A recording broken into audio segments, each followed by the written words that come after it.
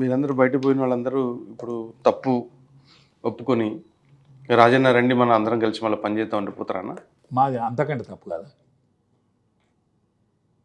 ఆయన తప్పనుట్ల ఎంత మాత్రమే వెనక ముందాడు. ఆయన ఎంత ముందు మాత్రమే వెనక ముందాడు.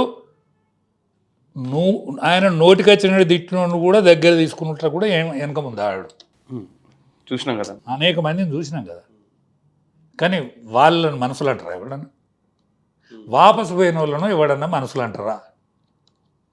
అచ్చా, నీకు వాపసు పోను, నీ దగ్గర ఏం పాడైందని,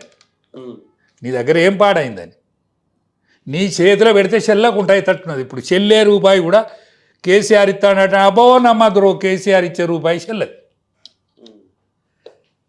మనం చెల్లే రూపాయి ఆయనకి ఇచ్చినా చెల్లేటట్టు లేదు. అంటే ఆ స్థాయి నుంచి ఈ స్థాయికి వచ్చిండు పాపం అంటాను నేను. వచ్చిండు, జీరో లెవెల్లో ఉన్నాడు ఆయన. జీరో లెవెల్లో ఉన్నాడు. దానికి కారణం ఏంటంటే మొన్నటి ఎన్నికలు చూడు, ఎవ్వరి దగ్గర కాంగ్రెస్ దగ్గర ఒక్క రూపాయి లేదు. పైసల కోసం తప్పించుకొని తిరిగినా గెలిచిండ్లు. మీ పైసలు వచ్చేదాక వేడి చేసుకుంటున్నారు జనం బయట వల్లే. మీరు పైసలు ఇచ్చినాక ఇంకెవడు పైసలు ఇచ్చినా తీసుకొని కాంగ్రెస్ కోట్లు వేసాడు.